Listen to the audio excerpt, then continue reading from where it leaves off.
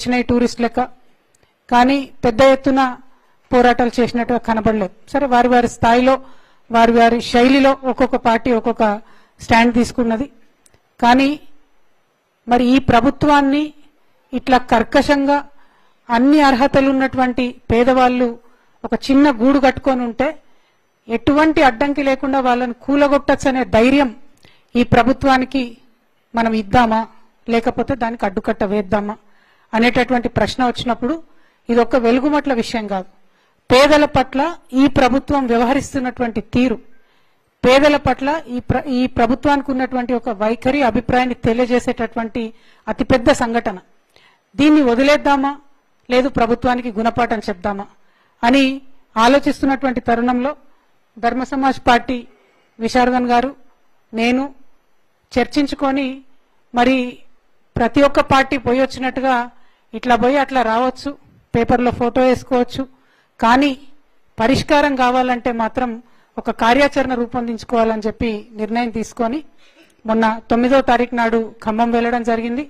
అక్కడ బాధితులను వాళ్ళ పరిస్థితులను చూస్తే నిజంగా ఇండియాలో ఉన్నామా ఆఫ్ఘనిస్తాన్లో ఉన్నామా అనేటటువంటి అనుమానం వచ్చే విధంగా అంత నిర్లక్ష్యంగా, పేదలంటే అంత లెక్కలేని తనంతోని ఏముందిలే వీళ్ళని కొట్టవతలు పడేస్తే ఎవడు అడుగుతాడులే అనేటటువంటి ఒక వ్యవహారంతో ఆ ఖమ్మం జిల్లాలో ఉన్నటువంటి ఉప ముఖ్యమంత్రి గారు ఇంకా 2 మంత్రులు అందరూ కూడా కూడబలుక్కొని ఆ పేదలను ఆ భూమిలోంచి ఖాళీ చేయించి ఆ భూమి పెద్దలకు అప్పచెప్పాలని నిర్ణయించుకున్నారన్న విషయం ఆ కుట్ర సంపూర్ణంగా మాకు అవగతమైంది.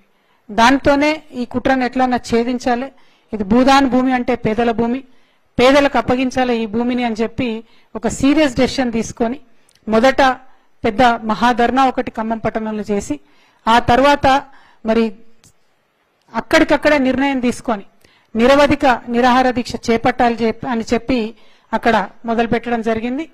మరి అక్కడ ఎక్కడైతే బాధితులు ఉన్నారో అదే చోట అదే అంబేద్కర్ హాల్లో కూర్చొని దీక్ష ప్రారంభించినాం.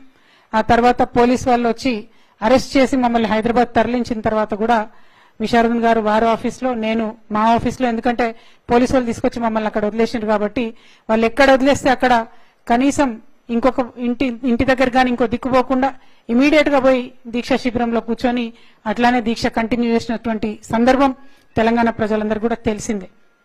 అయితే ఇవాళ దీక్ష చేయాల్సినంత భయంకరమైన పరిస్థితి ఏంది అంటే ఇవాళ ప్రభుత్వం ఒక ధైర్యంతోనే, అంటే మీడియా మా పక్షాన ఉంది, అధికారం మా పక్షాన ఉంది, అధికారులు మా పక్షాన ఉన్నారు, ఏం చేసినా చెల్లుతుంది అనేటటువంటి ఒక ధైర్యంతో పేదవాళ్ళ ఇండ్లు కూలగొట్టేసింది. అప్పుడేమో అది కరెక్ట్ అన్నారు. ఈరోజు మంత్రులు ప్రెస్ మీట్ పెట్టి కూలగొట్టిన ఆ భూమిలో 450 మంది అర్హులే, వాళ్ళకి పట్టాలు ఉన్నాయి అంటారు.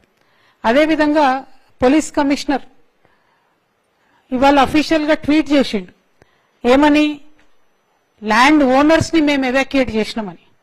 అంటే my straight question to Rahul Gandhiji, why did your government in Telangana evacuate landowners? How dare your government enter into a private property? How dare your government demolish those houses of the poor people? And how dare your ministers lie to the people of Telangana very blatantly for the whole world to see? And what is the meaning of you carrying a constitution, parading it around? It is not an ornament. It is to be lived by the spirit. And if the Congress party today is lacking the spirit, then I believe your government should immediately resign and ask the forgiveness of people of Telangana. What happened in Khammam is not a small issue. It is a very big issue. It is a huge issue. And if you are not going to reprimand your government very seriously on this, and if you are not going to give us confidence to the people of Telangana that the constitution that you carry has some bearing and meaning on your conscious self, then you will see many more incidents like this in Telangana. Unfortunately, you are dependent on this government, we understand that. But this is not the way to treat the people of Telangana.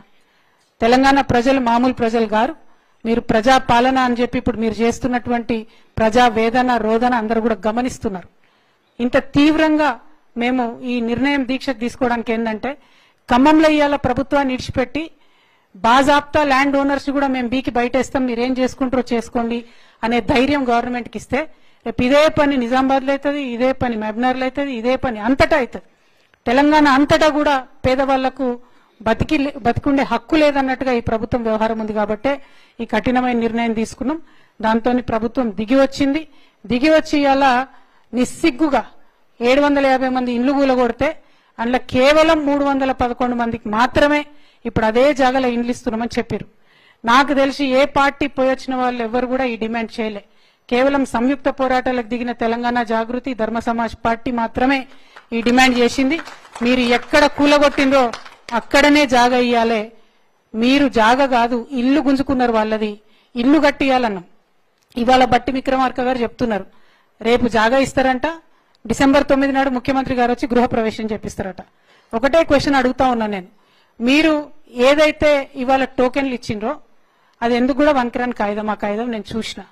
మీరు అక్కడ layout చేసి physical position of the property panchanama చేసి ఇచ్చేంత వరకు కూడా అది ఎందుకు పనికిరాని టోకెన్ గానే ఉంటది.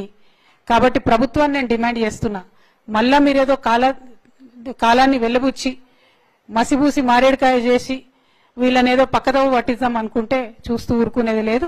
ఫిజికల్ గా అక్కడి ప్రజలకు లేఅవుట్ చేసి ఇగో నీ జాగా గిది, ఇగో నీ జాగా గిది అని తీసుకుపోయి ప్రతి కుటుంబానికి చూపియాలి.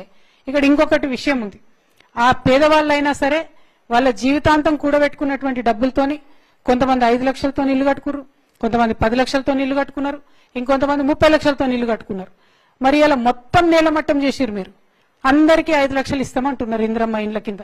అది కూడా క్లారిటీగా చెప్తలేరు, మీకు మనసు వస్తలేదు. ఓన్లీ ఇలా టోకెన్స్ ఇచ్చినాం, ఇంకొక 100 మందికి బయట వేరే ఊర్లలో ఇచ్చినామని చెప్తున్నారు. సో ఇదంతా ఇష్యూని మీరు కాంప్లికేట్ చేస్తూ కూలగొట్టిన 750 మందిలో ఒక 50% మందికి మాత్రం మీరు చెప్పేటటువంటి న్యాయం జరుగుతున్నది.